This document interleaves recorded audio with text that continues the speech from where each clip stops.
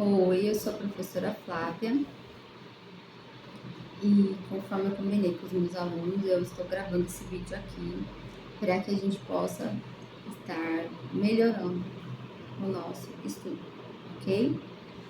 Eles já estão em posse dos mapas mentais, então também do material para leitura. Então eu vou ser bem breve para poder auxiliá-los. Nosso objeto de conhecimento aqui é a relação de trabalho e o papel da mercadoria no componente curricular de filosofia, ok? Então, o que são essas relações de trabalho? Primeiro, a gente tem que entender o que é trabalho, né? Então, trabalho é uma habilidade desenvolvida para atingir um objetivo, né? E o trabalho é uma necessidade de quê? Será que é só uma necessidade de adquirir meios para a gente poder se manter? Ou para a gente poder adquirir outras coisas além de se manter? Então, o trabalho, ele está além disso, muito além disso. E a mercadoria? A gente pode dizer que a mercadoria é só o produto final daquele trabalho? É só o objeto que foi produzido diante daquilo ali? Se a gente pega a professora dando aula, né? A professora ministra a aula. Qual que é a mercadoria? A aula? Então, o produto ali é você aprender? Ou será que o produto é a aula? Então, vamos tentar fazer um link aí com esse negócio. Então, o trabalho é uma força exercida em uma função remunerada, mas a gente também tem o trabalho escravo. E essa remuneração é o pagamento. Aí a gente tem o salário mínimo, né? Que é o menor pagamento que existe, né? De acordo com a função que você executa. Essa mercadoria são produtos produzidos pela mão de obra operária, né? Por aquele que está prestando serviço ali. E a gente tem que entender que o que a gente vende basicamente é as nossas horas. Nós vendemos o nosso tempo de trabalho. Nós vendemos a nossa mão de obra e o tempo.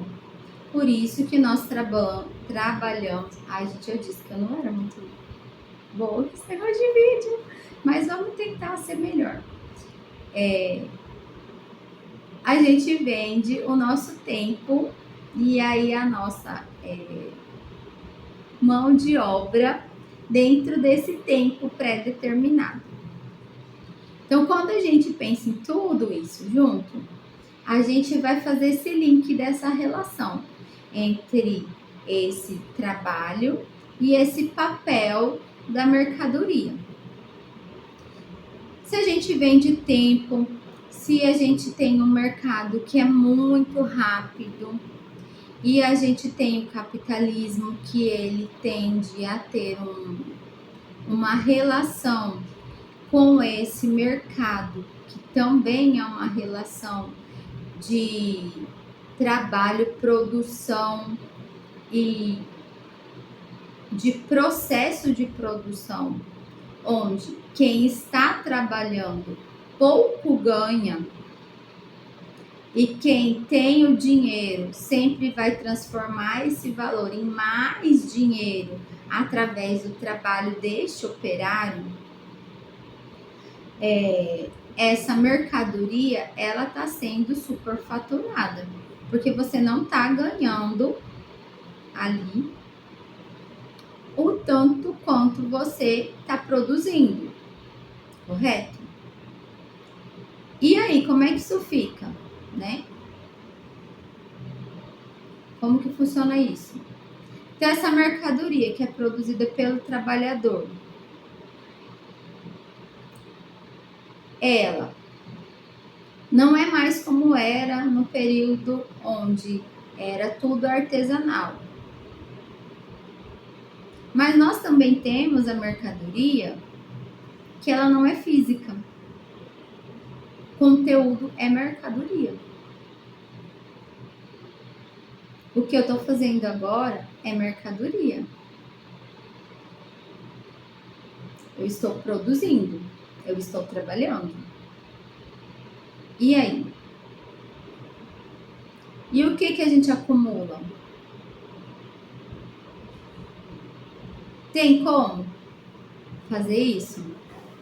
Então, dentro do texto que que eu propus para vocês darem uma lida, né? Ele começa dizendo assim: a negação e a afirmação do trabalho, né? O trabalho é o quê? É uma fonte central para a produção de riqueza de todas as sociedades. Porque é através do trabalho que nós construímos as riquezas. É através do esforço de todos. Porque é através do trabalho que as coisas são desenvolvidas. Mas todos ficam ricos e se beneficiam deste trabalho? Não, nem todos. Porque nós temos algumas pessoas que vão se beneficiar mais e outras que vão desenvolver as funções e vão sobreviver. Certo? Foi isso que vocês leram no texto, correto? No texto também, ele vai dizer assim, ó: os escravos da antiguidade e os servos da Idade Média não tinham liberdade nem direitos políticos, eram subordinados aos senhores. Nesse período, eles nem eram considerados cidadãos, tá? Então, a gente também tem que considerar no texto o período em que ele está mencionando os dados, correto? Conforme o texto vai se aprofundando, ele vai explicando. Lá na frente, quase no finalzinho da primeira parte ali, ele vai dizer assim, ó: no capitalismo, um pressuposto central para a formação do lucro é que o trabalho e o trabalhador sejam juridicamente livres. Por quê? Porque o trabalhador vai contratar uma mão de obra livre.